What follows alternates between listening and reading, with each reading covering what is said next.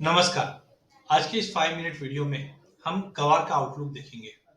देखिए, गवार की अगर बात करें तो रिसेंटली हमने प्राइजेस के अंदर काफी बड़ा फॉल आते हुए देखा है।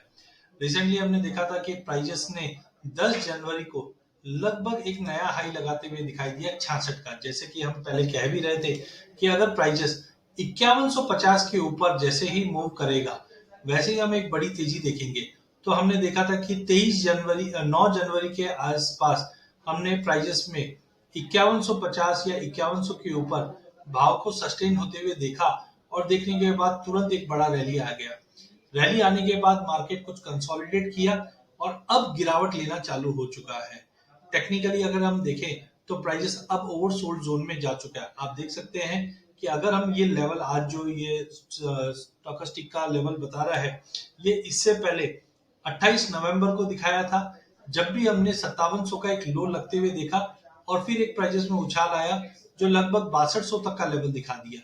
इसके बाद हमने करीबन 5700 का ही लेवल 23 दिसंबर के आसपास देखा था एंड उसके बाद भी मार्केट में एक जंप आया जो 6000 का लेवल दिखा दिया।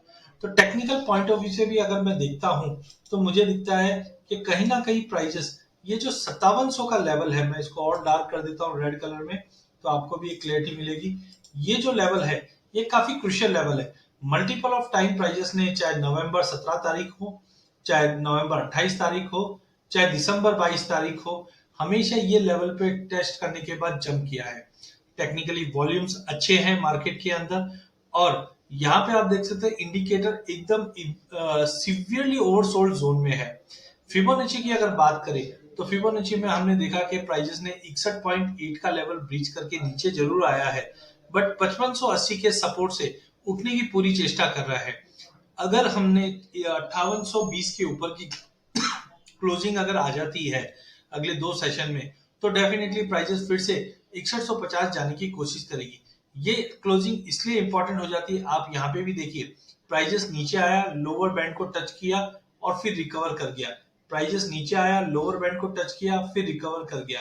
तो माना जा रहा है कि अगर प्राइजेस 5820 के ऊपर निकल जाता है अगले 2 सेशन में तो डेफिनेटली हायर बैंड में मतलब 6150 तक का बैर मिनिमम लेवल हम देख सकते हैं, क्योंकि टेक्निकली ओवरसोल्ड जोन में है। तो करंट लेवल से गवार सीड में बिकवाली नहीं करनी है।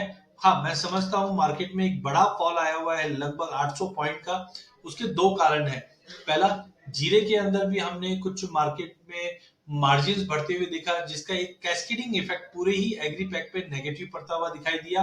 दूसरा, इक्विटी मार्केट में आज जो बड़ी गिरावट आई है तो जनरली हम देखते हैं कोई भी इक्विटी मार्केट में अगर ऐसी गिरावट आती है तो उसका एक कैस्केडिंग इफेक्ट पूरे ही कमोडिटी मार्केट पे भी पड़ता हुआ दिखता है। तो आज आप देखोगे तो सारे ही एग्री पैक के अंदर एक गिरावट बना हुआ है।